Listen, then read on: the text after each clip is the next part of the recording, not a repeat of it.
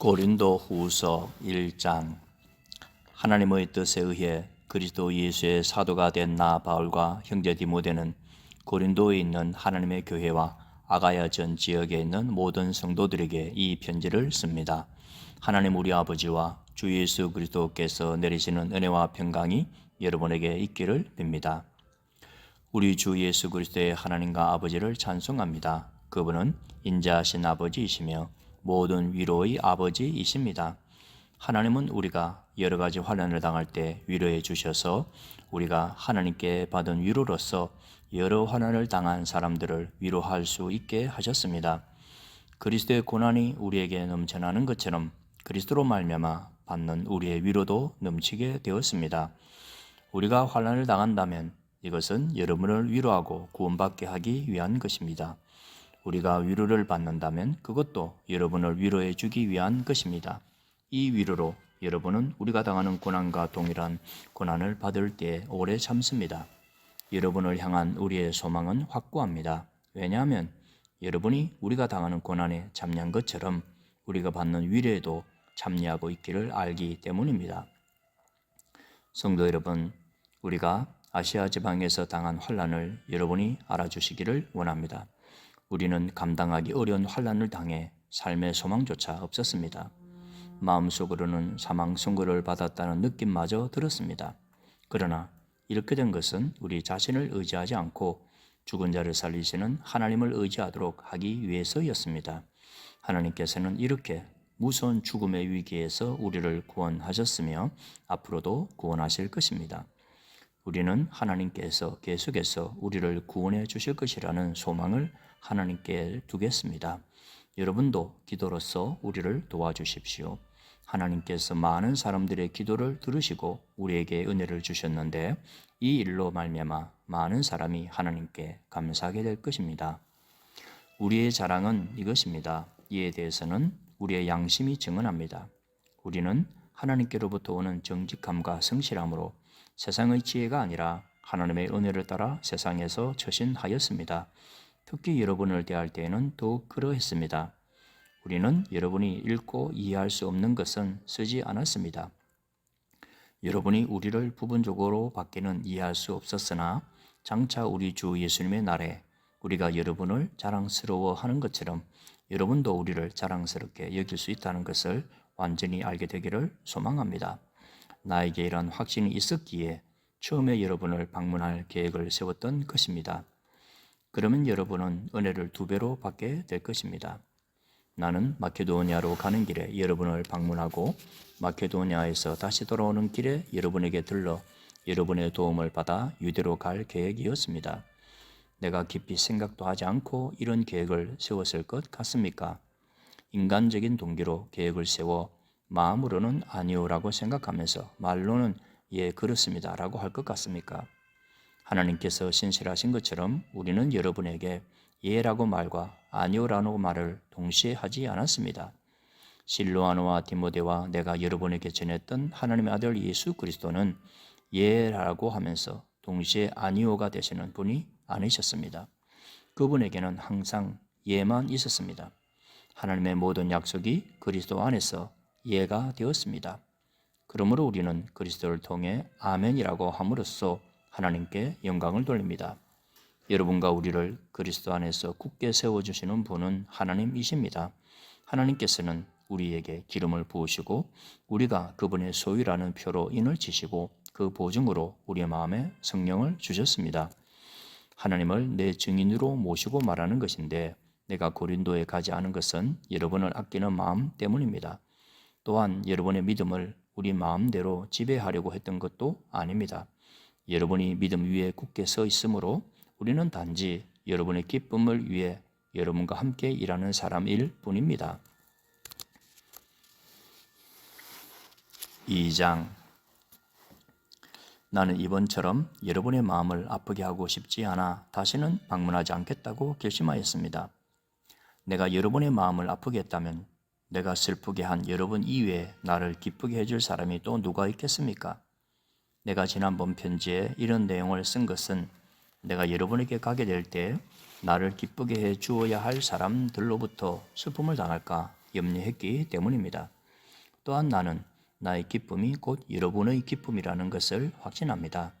지난번 편지는 여러 환난과 마음의 고통으로 인하여 많은 눈물을 흘리며 쓴 것입니다. 그러나 그 편지는 여러분을 슬프게 하려고 쓴 것이 아니라 여러분을 향한 나의 사랑이 얼마나 깊은지 알게 하려고 쓴 것이었습니다. 내 마음을 아프게 한 사람이 있었다면 그 사람은 나를 아프게 했다기보다는 어느 정도는 여러분 모두를 아프게 한 것입니다. 내가 어느 정도라고 말한 것은 너무 심하게 말하지 않으려고 하는 것입니다. 많은 사람에게서 그 사람이 받은 처벌은 이미 그것으로 충분합니다. 이제는 그를 용서하고 위로하여 그 사람이 너무 슬퍼하거나 낙담하지 않게 해 주십시오. 그러므로 내가 여러분에게 간곡히 부탁합니다. 그 사람을 향한 여러분의 사랑을 다시 한번 보여주십시오. 내가 여러분에게 편지를 쓴 것은 모든 일에 순종하는지를 시험하여 알아보기 위해서였습니다. 여러분이 누군가를 용서한다면 나도 그 사람을 용서하겠습니다. 그리고 용서할 일이 있어서 내가 용서한 것이 있다면 그것은 그리스도 앞에서 여러분을 위해서 용서한 것입니다. 또한 이 일로 우리가 사탄에게 속지 않기 위해서였습니다. 사탄의 계획을 우리가 모르는 것이 아닙니다. 내가 그리스도의 복음을 전하기 위해 드로아에 갔을 때 주님께서 내게 복음을 전할 수 있는 길을 열어주셨습니다. 그러나 나는 그곳에서 내 형제 디도를 만나지 못하여 마음이 편치 못했습니다. 그래서 나는 그곳 사람들에게 작별 인사를 하고 마케도니아로 떠났습니다. 그리스도 안에서 항상 우리를 이끌어 승리의 행진을 하게 하시며 어디서나 우리로 그분을 아는 지식의 한계를 풍기게 하시는 하나님께 감사드립니다. 우리는 구원받은 사람들에게나 멸망당하는 사람들에게나 하나님 앞에서 그리스도의 향기입니다. 멸망하는 사람들에게는 죽음에 이르게 하는 죽음의 향기이지만 구원받은 사람에게는 생명에 이르게 하는 생명의 향기입니다. 그렇다면 이 일을 하기에 합당한 사람은 누구이겠습니까? 우리는 많은 사람들과는 달리 돈을 벌기 위해 하나님의 말씀을 팔고 다니는 사람들이 아닙니다. 우리는 하나님의 보냄을 받은 사람답게 하나님 앞에서 그리고 그리스도 안에서 진실하게 말합니다. 우리가 또다시 자화자찬을 하기 시작했다고 생각하십니까? 혹시 우리가 어떤 사람들처럼 여러분에게 보일 추천장이나 여러분에게서 받은 추천장이 필요한 사람입니까? 여러분 자신이 바로 우리 마음속에 썩고 모든 사람들이 알고 또 읽고 있는 우리의 편지입니다. 여러분은 우리의 사역의 결과로 나타난 그리스도께서 보내신 편지입니다. 이 편지는 먹이 아니라 살아계신 하나님의 성령으로 쓴 것이며 돌판이 아닌 사람의 마음판에 쓴 편지입니다. 우리는 그리스도로 인하여 하나님 앞에서 이러한 확신이 있습니다. 우리는 이런 일을 할 수 있는 자격이 우리에게 있다고 생각하지 않습니다. 우리의 자격은 하나님께로부터 나옵니다. 하나님께서는 우리에게 문자가 아니라 성령의 언약인 새 언약의 일꾼에 합당한 자격을 주셨습니다. 그것은 문자는 죽음을 가져오는 반면 성령께서는 생명을 주기 때문입니다. 돌판에 새겨져 있는 죽음에 이르게 하는 율법에 의한 직분도 영광스럽습니다. 그래서 비록 사라질 영광의 광채이기는 하지만 이스라엘 자손들은 모세 얼굴에 나타난 광채 때문에 그의 얼굴을 똑바로 쳐다보지 못했습니다. 그러니 성령의 사역은 얼마나 더 영광스럽겠습니까? 사람들에게 죄가 있다고 판정하는 사역도 영광스러운데 의를 가져다 주시는 사역은 얼마나 더 영광스럽겠습니까? 이런 면에서 훨씬 더 빛나는 영광과 비교해 볼 때 이전에 영광스러웠던 것은 전혀 영광스러운 것이 아니었습니다. 사라져 버릴 것도 영광스럽다면 영원히 지속될 것은 더욱 영광스러울 것입니다. 이러한 소망이 우리에게 있기에 우리는 매우 담대합니다. 우리는 이스라엘 자손이 자기 얼굴의 광채가 사라져가는 것을 똑바로 쳐다보지 못하게 하려고 자기 얼굴에 수건을 덮은 모세처럼 하지 않습니다. 그러나 이스라엘 자손들의 마음이 둔해진 까닭에 오늘날까지도 옛 언약을 읽을 때 수건을 그대로 쓰고 있습니다. 이 수건이 아직까지 벗겨지지 않고 있는 것은 이것이 오직 그리스도 안에서만 벗겨질 수 있기 때문입니다. 오늘까지도 이스라엘 자손들이 모세의 글을 읽을 때 그들의 마음에는 수건이 덮여 있습니다. 그러나 누구든지 주님께 돌아올 때 그 수건은 벗겨질 것입니다. 주님은 성령이십니다. 주님의 성령께서 계신 곳에는 자유가 있습니다. 우리는 모두 수건을 벗은 얼굴로 주님의 영광을 봅니다. 이렇게 해서 우리는 주님의 형상으로 변화하여 점점 더 큰 영광에 이릅니다. 그 영광은 성령이신 주님께로부터 나오는 것입니다. 4장. 이처럼 우리가 하나님의 자비로 이 사역을 감당함으로 우리는 낙심하지 않습니다. 우리는 부끄러워 드러내지 못한 것들을 끊어버리고 속임수를 쓰지 않으며 하나님의 말씀을 왜곡시키지 않았습니다. 우리는 진리를 밝히 드러냈으므로 하나님 앞에서 모든 사람들의 양심을 향해 우리 자신을 당당히 내세웁니다. 우리가 전하는 복음이 가리워졌다면 그것은 멸망하는 사람들에게 가리워진 것입니다.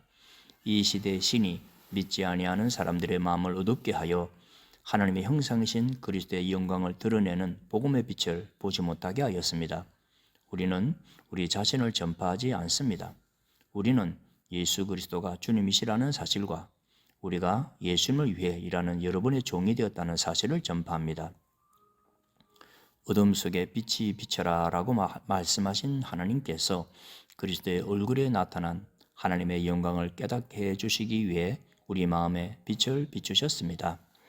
우리는 이 보화를 질그릇에 담고 있습니다. 이것은 그 풍성한 능력이 우리에게서 나오는 것이 아니라 하나님께로부터 나오는 것임을 보시려는 것입니다. 우리는 사방에서 압박을 받아도 눌리지 않으며 난처한 일에 빠져도 절망하지 않습니다. 핍박을 당해도 버림을 받지 아니하고 매를 맞아 넘어져도 망하지 않습니다.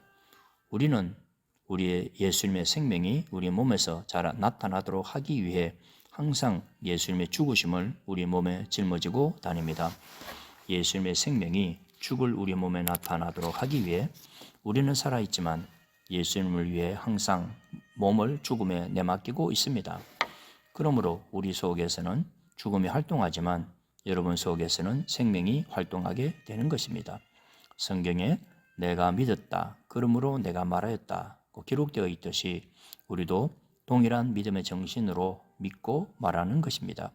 우리가 이렇게 말하고 있는 것은 주 예수님을 죽은 자 가운데서 다시 살리신 하나님께서 예수님과 함께 우리도 살리셔서 여러분과 함께 하나님 앞에 서게 하실 것을 알기 때문입니다. 이 모든 일은 다 여러분의 유익을 위한 것입니다. 그래서 하나님의 은혜가 점점 더 많은 사람들에게 이르러 감사가 넘치게 되고 그들은 하나님께 영광을 돌리게 될 것입니다.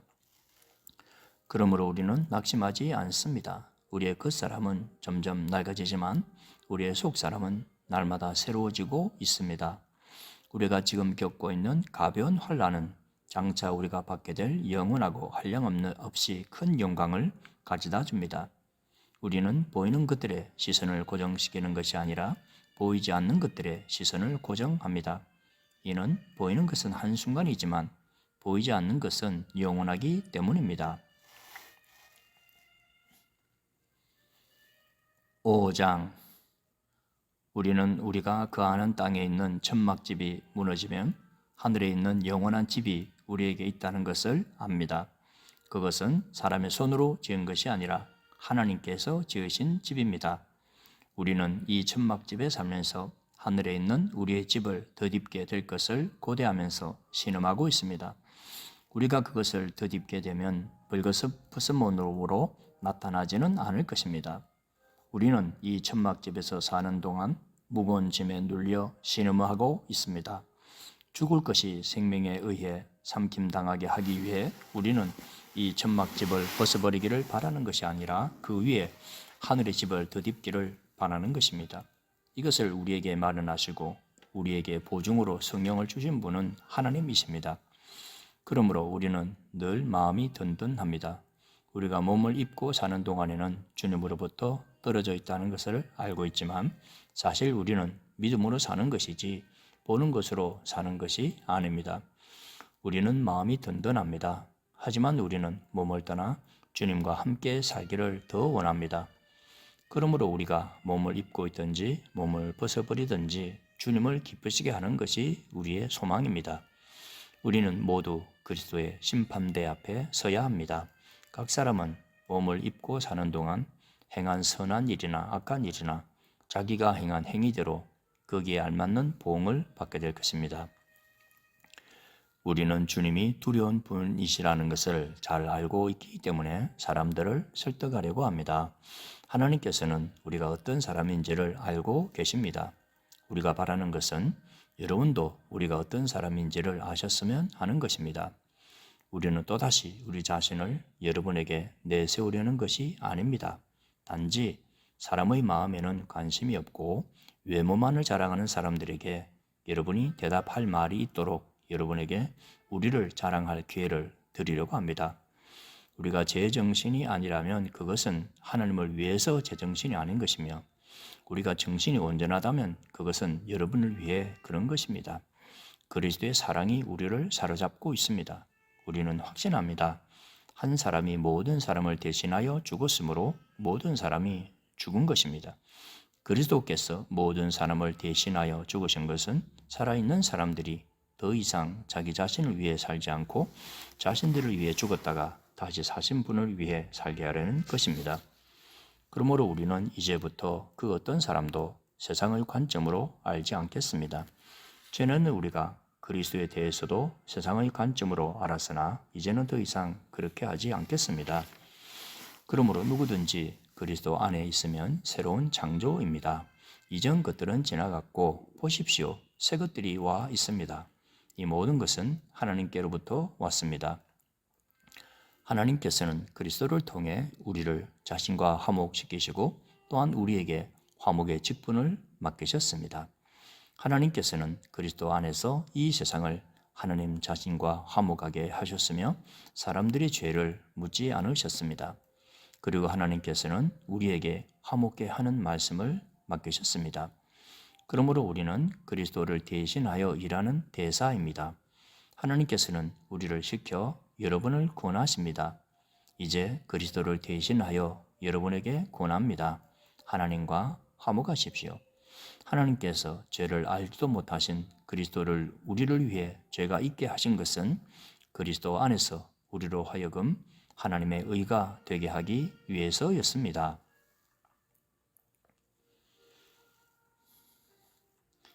6장 우리는 하나님과 함께 일하는 일꾼으로서 여러분께 권면합니다.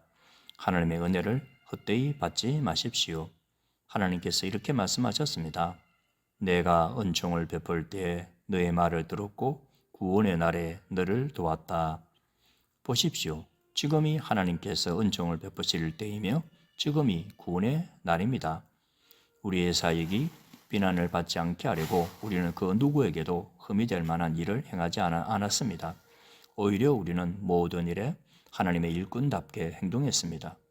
우리는 매번 환난과 역경과 어려움을 견뎌냈습니다.